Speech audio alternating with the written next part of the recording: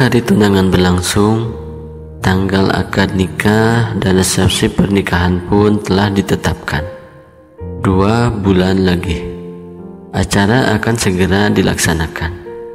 Tak banyak waktu untuk bersantai. Segala persiapan pernikahan telah dilakukan, mulai dari mengurus surat dan berkas-berkas ke Pak RT, kelurahan hingga ke KUA. "Mas," kata bapak, "suratnya masih belum lengkap loh," ucapku saat bersama Raka di teras rumah. "Iya, nanti diurus," sahutnya santai sembari merebahkan tubuhnya di atas kursi panjang. "Tapi mas, waktu kita cuma sebentar, nggak bisa santai-santai lagi. Nanti gimana kalau acaranya jadi mundur?" Cemasku menarik lengannya sampai membuatnya tak nyenyak. Terlihat dari raut mukanya yang sedikit kesal. "Aduh dek, kamu panik banget sih. Tenang aja, nanti pasti mas urus kok. Sekarang biarin mas istirahat dulu ya, capek nih." Dia terlihat kesal dan membalikkan punggungnya. Gimana sih? Kok malah santai? Kan waktunya mepet banget. Geramku menggumam. Meskipun geram dan kesal, namun aku tak bisa marah padanya terlalu lama. Usai menyelesaikan semua surat-surat untuk keperluan nikah, agenda pun dilanjutkan dengan penjadwalan foto pre-wed. Tapi tetap saja, tak berlangsung baik. Ada saja konflik yang terjadi, seperti tidak sependapat dalam pemilihan tempat dan kostum. Alhasil harus diubah lagi konsepnya. Setelah berdebat lumayan cukup lama, akhirnya Raka yang tak lain adalah calon suamiku mengalah. Dia memberikan kewenangan keputusan sepenuhnya padaku. Penjadwalan foto pre-wed pun ditetapkan. Bak mendapati orderan yang menumpuk. Waktu senggang pun terasa tidak lama. Aku telah disibukkan dengan berbagai macam persiapan, seperti mengurus cetak undangan, pemesanan gedung, catering, rias pengantin, pencarian fotografer sampai souvenir. "Dek, semua sudah beres kan?" tanya Raka tiba-tiba saat kami sedang bersantai menonton acara televisi. "Sepertinya sih udah semua mas," balasku sembari berpikir dan mengingat-ingat lagi. "Beneran?" tanyanya lagi sambil memastikan. Apa ya?" pikirku memutar otak. Kemungkinan souvenirnya bakalan kurang mas. Kan undangan gak cukup cuma dari teman-temanku aja kan. Temannya ibu sama ayah juga kan diundang ya. Imbuhku kemudian. "Ya, kalau menurutmu kurang ya pesan lagi aja," ucapnya sambil mengelus kepalaku. "Lagian pesanan souvenir yang kemarin belum jadi kan?" lanjutnya. "Iya, memang belum. Katanya 3 hari lagi." "Ya udah, pesan lagi aja." "Tapi mas," "Adek, udah, gak usah tapi-tapian, daripada kurang nanti." Potongnya memintaku lekas menghubungi toko di mana kami memesan souvenir.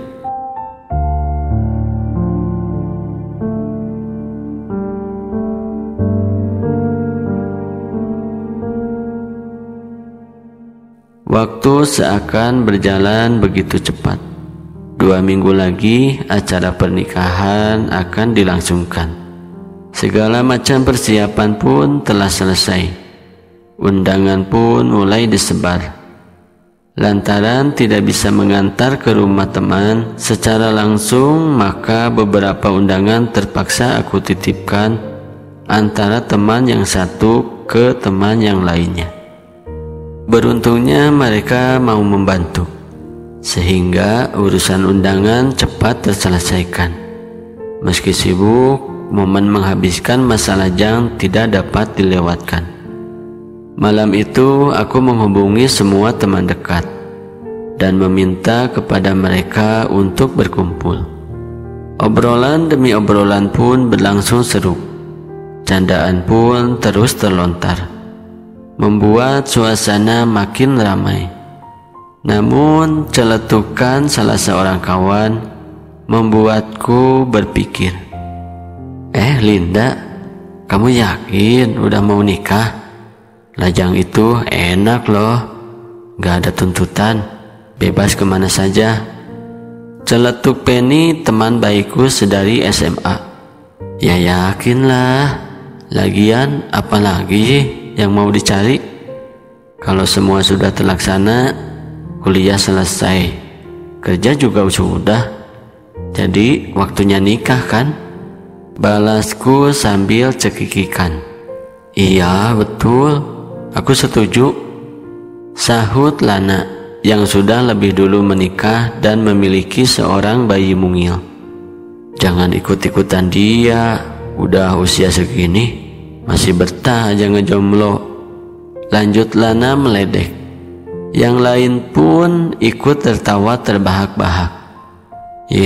Biarin hidup-hidup aku, seru Penny enggak mau kalah. Tawa pun pecah melihat ekspresi mereka. Lin, terus soal mantan gimana? Diundang juga enggak? Celetuk Reni tiba-tiba membuat suasana nampak hening. Sorot mata mereka berubah seketika tertuju padaku.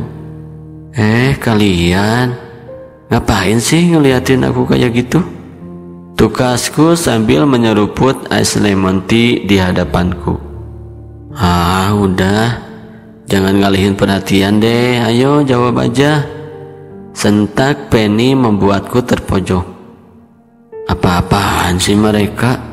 Kenapa malah bahas mantan? Gumamku, perasaan campur aduk antara cemas, panik, dan bingung.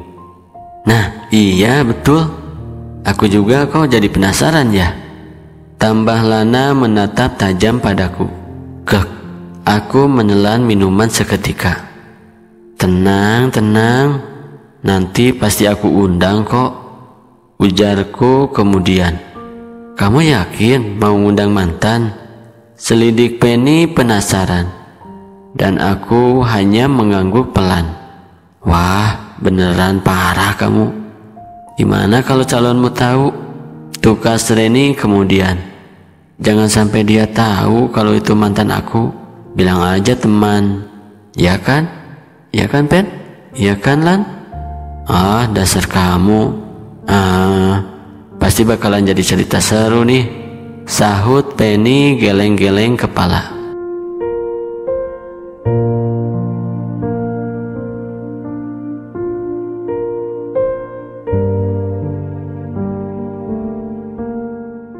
Semua undangan sudah tersebar. Seminggu lagi aku akan menikah dengan lelaki yang telah kupilih.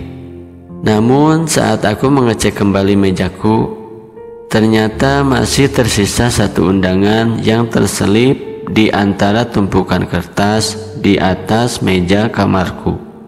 Di dalam kertas undangan tertera satu nama. Nama yang sangat kukenal dan dulu sempat teramat berarti bagiku. Reno. Ya, itulah nama yang tertulis di kartu undangan.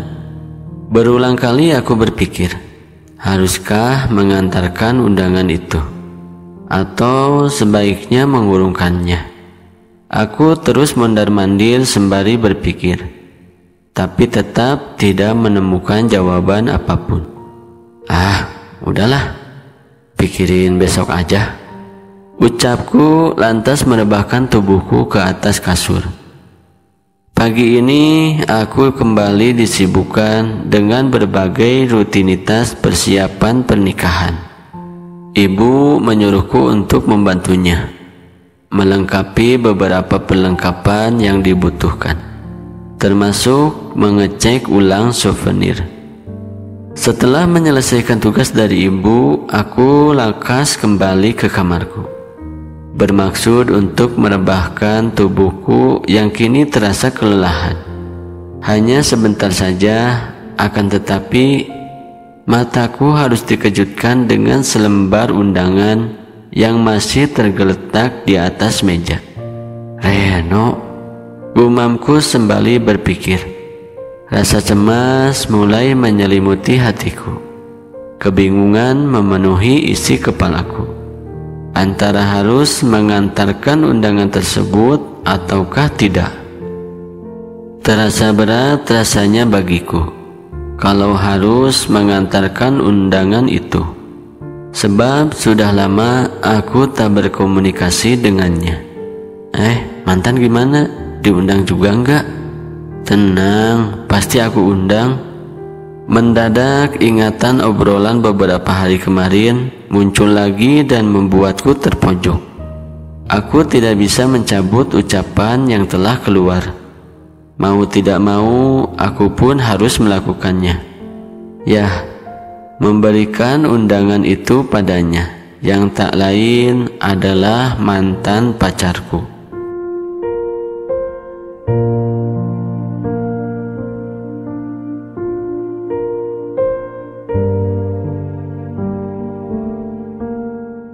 Sorenya aku memberanikan diri untuk mendatangi rumah Reno. Aku sih berharapnya dia tidak di rumah. Namun ternyata takdir berkata lain. Aku memang diharuskan bertemu dengannya. Tidak ada yang berubah darinya sama sekali. Matanya, suaranya, dan hidungnya, juga wajahnya. Semua masih sama dengan dirinya yang aku temui dulu. Dia tetap terlihat menawan. Meski lebih dari 4 tahun tidak bertemu, pesona wajahnya tetap saja sama. Pesona yang dulu pernah membuatku jatuh cinta dan terperangkap dalam cintanya.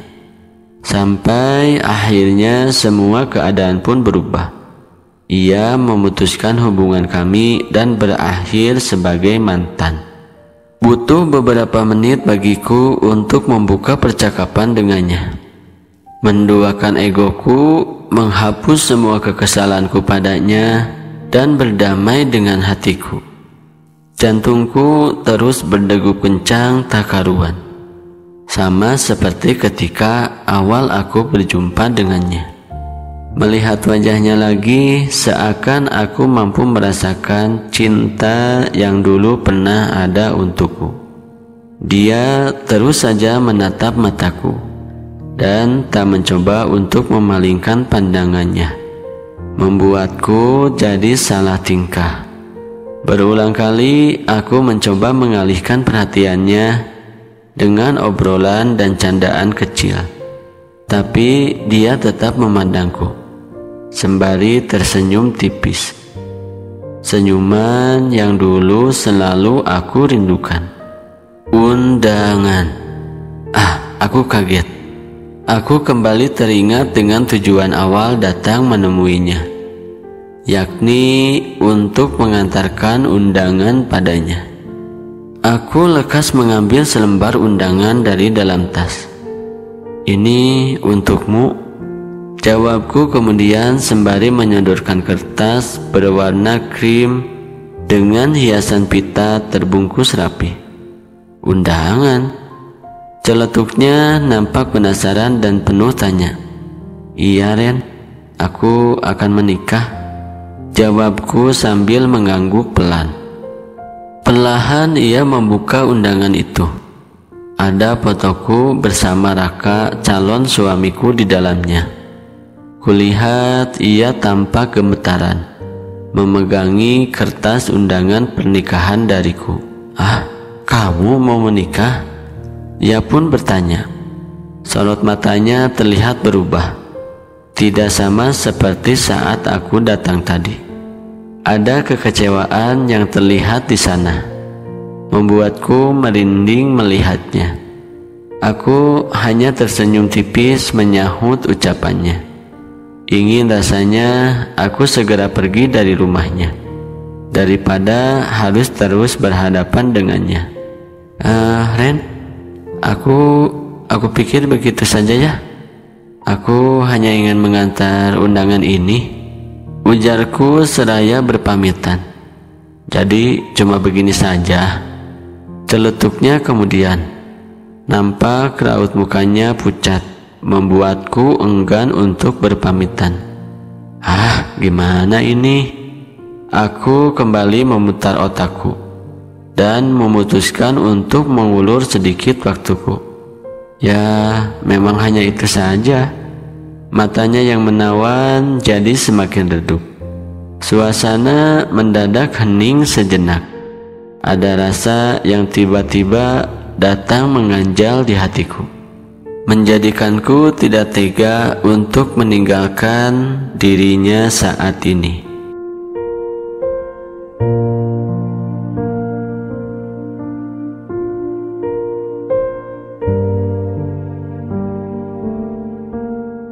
Oh ya Ren, sekarang pacarmu orang mana? Celotehku memecah keheningan. Aku masih sendiri, sahutnya kemudian. Aku kirain sudah punya pacar. Karena ngajakin kamu balikan gak mau sih. Makin lengkap perasaanku yang tak karuan mendengar ucapannya barusan. Apa maksudnya coba? Gumamku penasaran. Aku jadi ingat beberapa tahun yang lalu, saat ia mencoba menghubungiku dan memintaku untuk berpacaran lagi dengannya. Namun saat itu aku menolaknya, lantaran rasa sakit yang kurasakan. Tapi seberapa besar kemarahanku padanya, aku juga tidak bisa membencinya. Mungkin karena rasa cintaku yang dulu yang teramat dalam untuknya, sampai lupa caranya untuk mengubah perasaan cinta jadi benci. Lin, kenapa kamu diam? Tanya Reno kemudian. Oh tidak, gak apa-apa. Aku cuma sedang berpikir aja kok. Apa yang kamu pikirin? Oh ini, kenapa kamu harus mengingatkan aku lagi soal itu? Kan itu sudah lama. Tapi Lin, perasaanku masih sama kepadamu. Aku tahu kalau dulu aku telah melakukan kesalahan. Tak seharusnya aku memutuskan hubungan kita. Untuk itulah, sudahlah Ren, aku sudah melupakan kejadian itu, kataku kemudian. Meskipun aku sadar kalau aku telah berbohong, bahkan sampai saat ini aku masih terus mengingatnya. Bagaimana ia mengungkapkan perasaannya, kemudian memutuskanku secara sepihak, lalu ngajak balikan lagi. Aku ingat selalu semuanya. Lin, kenapa kamu mau menikah dengannya? Kenapa enggak denganku saja? Celetuknya seraya menancapkan panah tajam ke hatiku. Dek, dek, dek, dek. Debaran jantungku terdengar jelas, macam orang sedang berlari. Detakannya begitu cepat. Aku kembali berpikir lagi. Benar bahwa aku pernah mencintainya, pernah menyayanginya, memberikan semua perhatian dan waktuku untuknya. Tapi itu dulu, sebelum ia memutuskan untuk mengakhiri semuanya, tanpa menanyakan perasaanku lebih dulu. Apakah aku ingin putus darinya ataupun tidak? Aku yang dulu sangat mencintainya, memintanya untuk mempertahankan hubungan yang sudah terjalin. Tapi yang terjadi, ia tetap saja teguh pada egonya saat itu dan tidak ingin mendengarkanku. Alhasil, aku pun harus merelakannya pergi. Aku juga tak lagi memiliki keberanian untuk menjalin hubungan yang telah lama berakhir. Meski ia memintaku berulang kali sekalipun, pendirian dan keputusanku tetaplah sama. aku tak bisa menerimanya lagi. Mengapa baru sekarang ia memintaku kembali, ataupun lebih dari setahun setelah kami berpisah? Kenapa tidak saat kami putus, sehingga aku tak perlu waktu untuk merelakan kepergiannya dan mengobati lukaku sendiri selama bertahun-tahun lamanya? Maaf Ren, sepertinya urusanku sudah selesai. Aku harus segera pulang, maaf ya. Pamitku beranjak pergi meninggalkannya. Sejak kejadian itu, aku pun berusaha untuk melupakan semua masa laluku, atau lebih tepatnya berusaha memendamnya, karena untuk melupakan itu tidaklah mungkin. Tapi aku juga punya masa depan yang harus aku jalani.